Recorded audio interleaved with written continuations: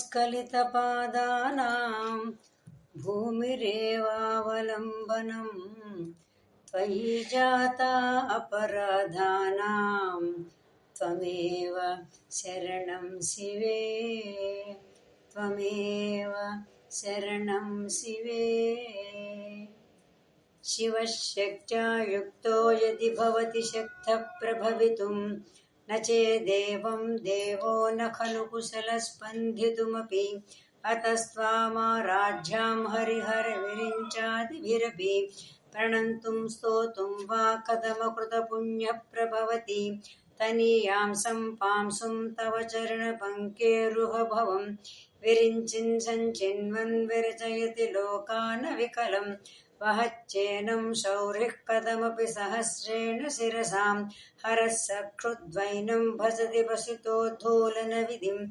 अविद्यानामन्तस्तिमिरमिहिरद्वीपनगरी जडानां चैतन्यस्तबकमकरन्दश्रुतिझरी दरिद्राणां चिन्तामणिगुणनिका जन्मजलधौ निमग्नानां दंष्ट्रामुररिपुवराहश्च भवति त्वदन्यपाणिभ्याम् अभयवरदो दैवतगणः त्वमेका नैवासि प्रकटितवराभिश्च भिनया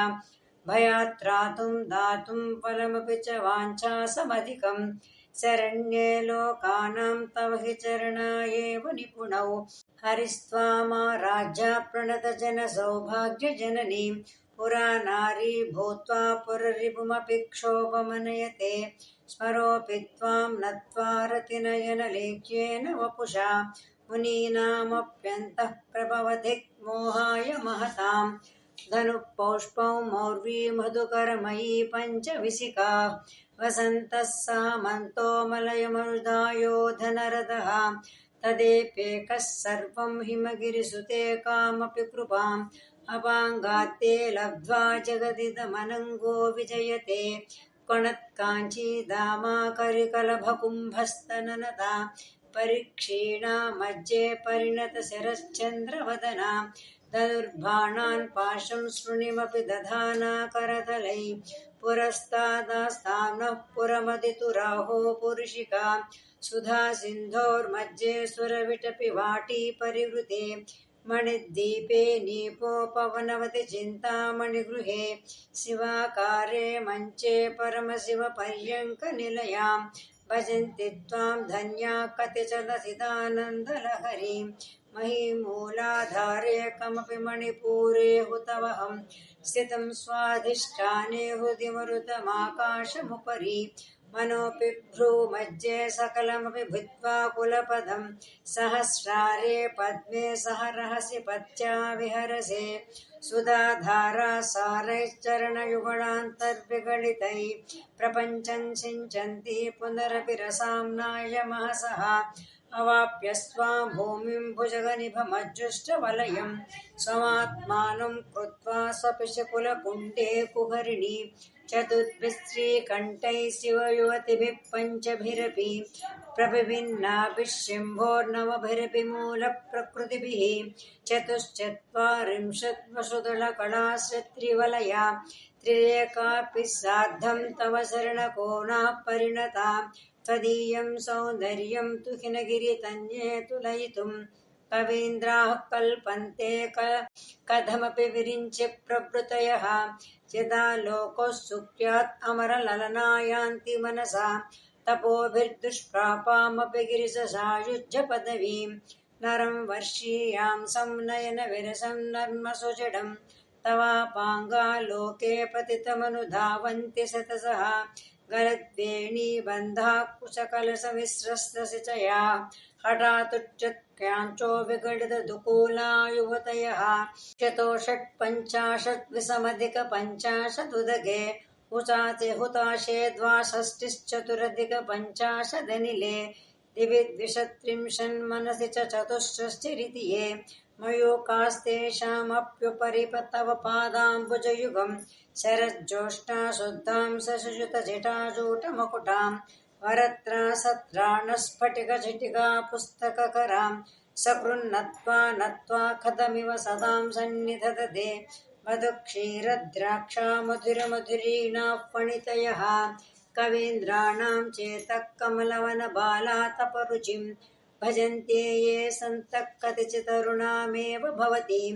विरिञ्चि प्रियश्चास्तरुणतरशृङ्गारलहरी गभीराभिर्वाग्भिर्व्यदधति सतां रञ्जनमवी सवित्रीभिर्वाचां शशिमणिशिलाभङ्गरुचिभिः वसिन्याभ्याभिस्तां सह जननि सञ्चिन्तयति यः स कर्ता काव्यानां भवति महतां भङ्गिरुचिभिः वचोभिर्वाग्देवी वदनकमलामोदमधुरै तनुच्छायाभिस्ते तरुणतरणिः श्रीसरणिभिः दिवं सर्वामुर्वीम् अरुणिमनिमग्नानां स्मरति यः भवन्तश्चत्रश्चत्मनहरिणशालीननयना सहोर्वश्या कदिकतिन गीर्वाणगणिका मुखं बिन्दुं कृत्वा कुचयुगमधस्तश्च तदधो हरार्धं ध्यायेत्यो हरमहिषिते मन्मथकलां ससज्जः संक्षोभं नयति वनिता इत्यति लघु त्रिलोकीमप्याशु भ्रमयति रवीन्दुस्तनयुगां किरन्तीमङ्गेभ्यः किरणनिकुरुम्बामृतरसं हृदि त्वामाधत्ते हिमकरशिलामूर्तिमिव यः ससर्पाणां दर्पं शमयति शकुन्तादिपैव ज्वरपृष्ठान् दृष्ट्वा सुखयति सुधाधारशिरया तटिल्लेखा तन्वीं तपनसि शिवैश्वानरमयीं निषण्णां षण्णामप्युपरि कमलानां तव कलां महापद्माटव्यामृतितमलमायेन मनसा महान्तः पश्यन्तो धतति परमाह्लादलहरीं भवानि त्वं दासे मयि वितरदृष्टिं सकरुणाम् इति स्तोतुं वाञ्छन् खदयति भवानि त्वमितयः तदैव त्वं तस्मै दिशति निजसायुज्य पदवीं मुकुन्द ब्रह्मेन्द्रस्फुटमकुटनीराजितपदां त्वया हृत्वा वामं वपुरपरितृप्तेन मनसा शरीरार्धं शम्भोरपरमपि शङ्के वृतमभूत् यदौ तत्त्वद्रूपं सकलमरुणाभं त्रिनयनं कुजाभ्यामानम्रं कुटलशशिचूडालमुकुटं जगत्सूते धाता हरिरवतिरुद्रक्षपयते तिरस्कुर्वन् सेतत् स्वमपि वपुरीशस्तिरयति सदा पूर्वः सर्वं तदिदमनुगृह्णानि च शिवा तवाज्ञामालम्ब्यां क्षणचलितयोर्भ्रूलतिकयोः त्रयाणां देवानां त्रिगुणचयितानां तव शिवे भवेत् पूजा तव चरणयोर्या विरचिता तदा हि त्वत्पादोद्वहनमणिपीठस्य निकटे स्थिता ह्येते शश्वन्मुकुटतकरोत्तं समपुराम् विरिञ्चि पञ्चत्वं व्रजति हरिराप्नोति विरतिं विनाशं कीनाशो भजति धनतो याति निधनं वितन्द्री माहेन्द्रो विततिरपि सम्मीलितदृशा महासंहारेऽस्मिन् विहरति पतित्वत्पतिरसौ जपो जल्पः शिल्पं सकलमपि मुद्रा विरचना गतिप्रादक्षिण्याक्रमणमशनाद्याहुतिविधिः प्रणामः संवेशः सुखमखिलम् आत्मार्पणदृशा सपर्यापर्यायस्तव भवतु यन्मे विलसितं सुधामप्यास्वाद्या प्रतिभय जरा मृत्युहरिणीं विपज्यन्ते विश्वे विदिशतमकाज्या दिविशदः कराळं यत्क्षेळं कबलितवतः कालकलना न शम्भो सन्मूलं तव जननि ताटङ्कमहिमा किरीटं वैरिञ्चं परिहर पुरःकैटभविदः कठोरे कोटीरे स्खलसि जहि जम्भारि मकुटं प्रणम्रे श्वेते शुक्रसभमुपयातश्च भवनं भवश्चाप्युत्थाने तव परिजनोक्तिर्विजयते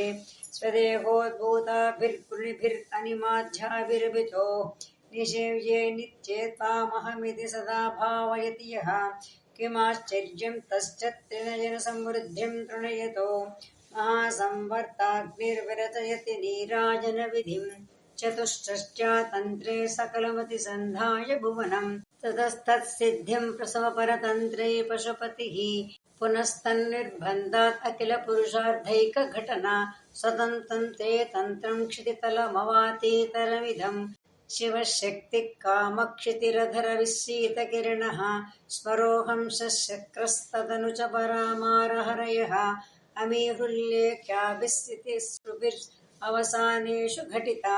भजन्ते वर्णास्ते तव जननामावयवतां स्वरं योनिं लक्ष्मीं तदयमिदमादौ तव मनो निधायैके नित्ये निरवधि महाभोगरसिका भजन्ति त्वां चिन्तामणिगुणनिबद्धाक्षवलयाः शिवाग्नौ जुह्वन्तः सुरभिकृतधाराकुतिशतैः शरीरत्वं शम्भो शशिमिहिरवक्षोरुहयुगं तवात्मानं मन्ये भगवति नवात्मानमनघम् अतः शेषशेषित्ययमुभयसाधारणतया स्थितः सम्बन्धो मां समरसपरानन्दपरमो मनस्त्वं यो मत्त्वं मरुदसि मरुत्सारथिरसि रमापस्त्वं भूमिस्त्वयि परिणतायां नहि परम् त्वमेव स्वात्मानं परिणमयितुं विश्ववपुषा चिदानन्दाकारं शिवयुवति भावेन विवृशे तवाज्ञाचक्रस्तं तपनशशिकोटिज्युतिधरं परं शम्भुं वन्दे परिमिलितबाष्पं परचिदा यमाराज्यान् भक्त्यारविशसि शुचीनाम विषये निरालोके लोके निवसति हि भालोकभुवने विशुद्धौ ते शुद्धस्फटिकविशदं व्योमजनकं शिवं सेवे देवीमपि शिवसमानव्यवसितां ययो काञ्चायाञ्चा शशिकिरणसारूप्य शरणे विदूतान्तध्वान्ता विलसति चकोरीव जगति समुन्मीलत्संवित्कमलमकरन्दैकरसिकं भजेऽहं सद्वन्द्वं कमपि महतां मानसचरम् यदालापादष्टादशगुणितविद्यापरिणतिः यदा दत्ते दोषात् गुणमखिलमध्यपय इव तव स्वाधिष्ठाने उत वहमधिष्ठाय निरतं तमेडे संवर्तं जननि महतीं तां च समयां यदा लोके लोकान् दहति महति क्रोधकलिते दयार्द्राया दृष्टिः शिशिर उपचारं रचयति तटित्वन्तं शक्त्यातिमिरपरिबन्धिस्फुरणया स्फुरन्नानारत्नाभरणपरिणद्धेन्द्रधनुषं तव श्यामं मेघं कमपि मणिपूरैकशरणं निषेवे वर्षन्तं हरमिहिरतप्तं त्रिभुवनं तवाधारे मूले सह समययालाश्च परया नवात्मानं मन्ये नवरसमहाताण्डवनटम् उभाभ्ये मे ताभ्यामुदय विधिमुद्दिश्य दयया सनादाभ्यां जिज्ञे जनकजननीमज्जगदिदं गतेर्माणिक्यत्वं गगनमणिभिः सान्द्रघटितं किरीटन्ते हैमं हिमगिरिसुते कीर्तयति यः सनीडे यच्छायाचूर्णशबलं चन्द्रशकलं धनुःशौनासीरं किमति न निबध्नाति दिषणां धुनोतु ध्वान्तं न स्तुलितदलितेन्दीवरवनं घनस्निग्धश्लेक्ष्णं चिकुरनिकुरम्बं तव शिवे यदीयं सौरभ्यं सहजमुपलब्धुं सुमनसो वसन्त्यस्मिन् मन्ये अवलमदनवाटे विटपिनां तनोतु क्षेमं नस्तव वदन सौन्दर्यलहरी परिवाहस्रोतः सरणिरिव सीमन्तसरणिः वहन्ती सिन्दूरं प्रबलकबरी भारतिमिरा दिशां वृन्दैर्बन्दीकृतमिव नवीनार्ककिरणम् अरळैः स्वभाव्या तळिकलभश्रीस्विरलकैः परीतन्ते वक्त्रं परिहसति पङ्केरुहरुचिं दरस्मेरे यस्मिन् दशरुचिकुञ्जल्करुचिरे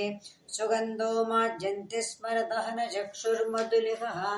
ललाटं लावण्यच्युतिविमलमाभाति तव यत् द्वितीयं तन्मन्ये मकुटघटितं चन्द्रशकलं विपर्यासन्न्यासात् उभयमपि सम्भूय च मिधा सुधालेपश्च्युतिः परिणमितिराकाहिमकरः भ्रुवो भुग्ने किञ्चित् भुवनभयभङ्गव्यसनिनि त्वदीये नेत्राभ्यां मधुकररुचिभ्यां धृतगुणं धनुर्मन्ये सव्येतरकरगृहीताम्रतिवते प्रकोष्ठे मुष्टौ च स्थगयति निगूढान्तरमुमे अहः सूते सव्यं तव नयनम् अर्कात्मकतया तिया मां वामन्ते सुरतिरजनीनायकतया तृतीया ते दृष्टिर्दरदलितहेमाम्बुजरुचि समाधत्ते सन्ध्यां दिवसनिशयोरन्तरचरीं विशाला कल्याणे स्फुटरुचिरयोध्या कुवलयै कृपाधारा किमपि मधुरा भोगवतिका अवन्ती सृष्टिस्ते बहुनगरविस्तारविजया ध्रुवं तत्तन्नाम व्यवहरणयोग्या विजयते कवीनां सन्दर्भत्सभकस्मकरन्दैकरसखीं कटाक्षव्याक्षेपभ्रमरकलभौ कर्णयुगळम् अमुञ्चन्तौ दृष्ट्वा तव नवरसास्वादतरलौ असूया संसर्गादलकनयनं किञ्चिदरुणं शिवे शृङ्गारार्धा तदितरजने पुस्तनपरा सरोषा गङ्गायां गिरिशचरिते विस्मयवती हराहेभ्यो भीता सरसिरुह सौभाग्यजननी सखीषु स्मेरा ते मयि जननि दृष्टिः सकरुणा गते कर्णाभ्यन्नं गरत इव पक्ष्माणि ददति पुराम्भेत्तुश्चित्तप्रशमरसविद्रावणफले इमे नेत्रे गोत्राधरपदि कुलोत्तंसकलिके तवा कर्णाकृष्टस्मरशरविलासं कलयतः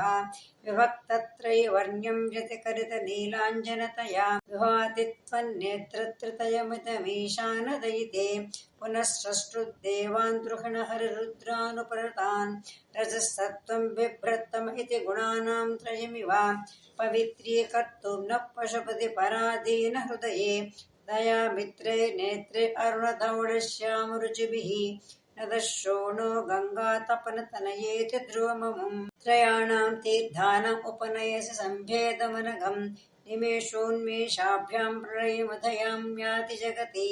तवत्येकः सन्तो धरणिधरराजन्यतनये त्वदुन्मेषाज्ञातं जगदिदमशेषं प्रणयतः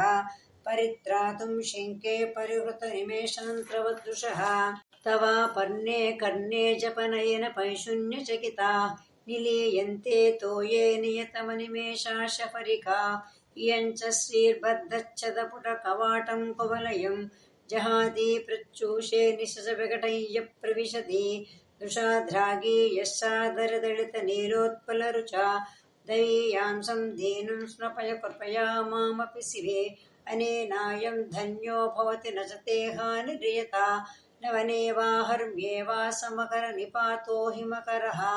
अराळं ते पाळीयुगणम् अगराजन्यतनये न केशामाधत्ते कुसुमशरकोदण्डकुतुकं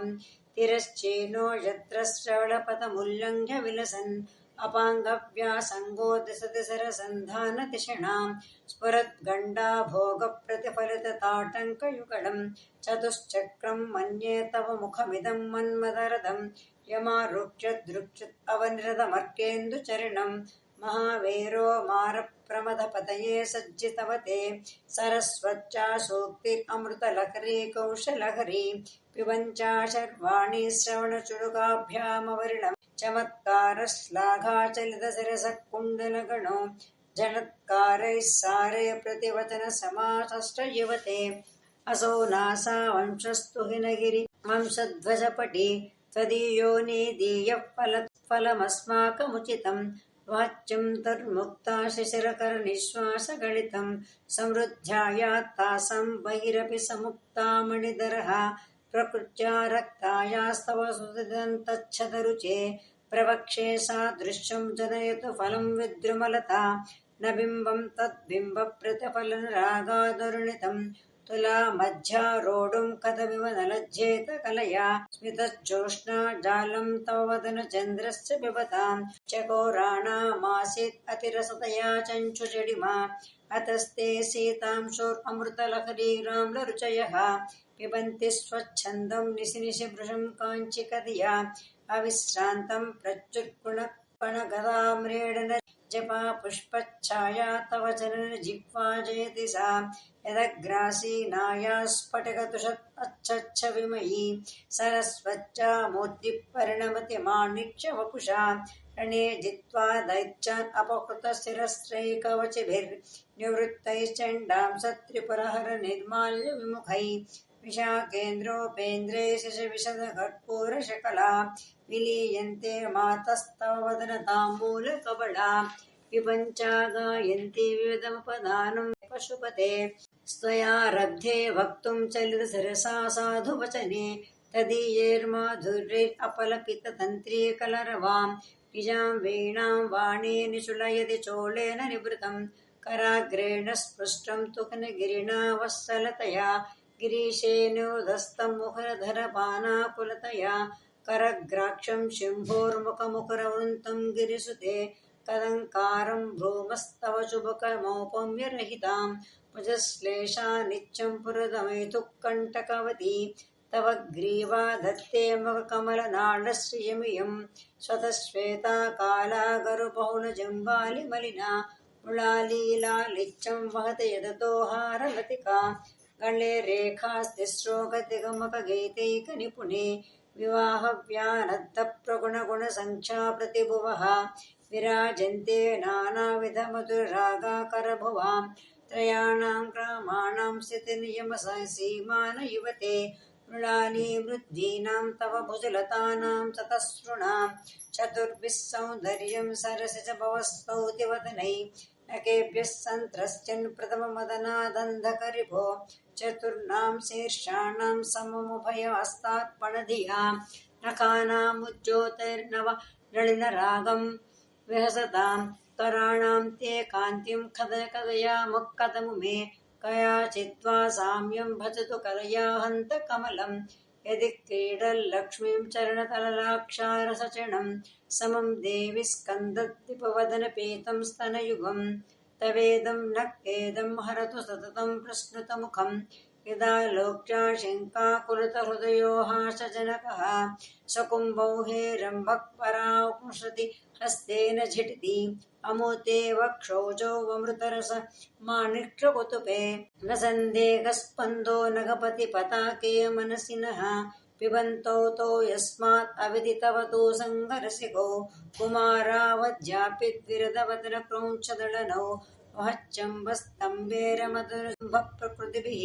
समारब्धा मुक्ता मणिभिरलम्भारलतिकां कुचा भोगो बिम्बादरुचिभिरन्तःशबलतां प्रतापव्यामिष्टां पुरदमैतुः कीर्तिमिव ते तव स्तन्यं मन्ये धरणिधरकन्ये हृदयतः पयःपारावारः परिहवहति हसारस्वतमिव दयावच्चा दत्तं द्रविडशिशुरास्वाद तव यत् कवीनां प्रौढानामजनिकमनीयः कवयिता हरक्रोधज्वालावलिभिरवलीलेन वपुषा गभीरे तेनाभि सरसि कृतसङ्गो मनसिजः समुत्थस्थो तस्मात् अचलतनये धूमलतिका जनस्तां जानीते तव जननि रोमावलिरिति यदेतत्काळिन्दे तनुतरतरङ्गाकृतिशिवे कृशे मज्जे किञ्चिज्जननि तव यद्भाति सुधियां विमर्धादन्योन्यं कुचकलशयोरन्तरगतं तनूभूतं व्योमप्रविशदिवनाभिं कुहरिणीं शिरो गङ्गावर्तस्तनमुकुणरोमावलिलता कलावालं कुण्डं कुसुमसरतेजोहुतभुजः रते लीलागारं किमपि तव नाभिर्गिरिसुते विलद्वारं सिद्धिर्गिरिशनयनानां विजयते निसर्गक्षीणस्तस्तनतटभरेण क्लमजुषो नमन्मूर्तिर्नारीतिलकशनकैस्तृट्यत इव चिरन्ते मध्यश्चत्रुटिततटनीतीरतरुणा समावस्थास्तेम्नो भवतु कुशलं शैलतनये क्वचो सद्यस्थित्यत्तटघटितकूर्पासपितुरौ कषन्तौ दूर्मूले कनककलशाभौ कलयता तव त्रातुं भङ्गातलमिति वलग्नं तनुभुवा त्रिदानद्धं देवी त्र्यवलीवल्लिभिरवा गुरुत्वं विस्तारं क्षितिधरपतिः पार्वतीनिजात् नितम्बादाचिज्यत्वयि हरणरूपेण निदधे अतस्ते विस्तीर्णो गुरुरयमशेषां वसुमतीं नितम्बः प्राग्भारस्तगयति लघुत्वं नयति च करीन्द्राणां शुण्डान् कनककदलीकाण्डपटलीम् उभाभ्यामूरुभ्याम् उभयमपि निर्जिच्य भवति सुवृत्ताभ्यां प्रत्युप्रणतिकटनाभ्यां गिरिसुते विधिज्ञे जानुभ्यां विबुधकैकुम्भद्वयमसि पराजेतुं रुद्रद्विगुणधरगर्भौ गिरिसुते निषङ्गो जङ्घेते विषमविशुको भाडमकृता यदग्रे दृश्यन्ते दशसरफलापादयुगळी नकाग्रच्छद्मानस्फुरमुकुटशाणैकनिचितः श्रुतीनां मूर्धानो ददति तव या शेखरतया महप्येतौ मातः शिरसि दया देहि चरणं ययोपाज्यं पादः पशुपदजटाचूटतटिनी ययोर्लाक्षा लक्ष्मीररुणहरिचूडामणिरुचिः नमो वाकं भ्रूमो नयनि रमणीयाय पदयो नमो वाकं भ्रोमो नयनि रमणीयाय पदयो तवास्मै द्वन्द्वाय स्फुटरुचिरसालक्तकवते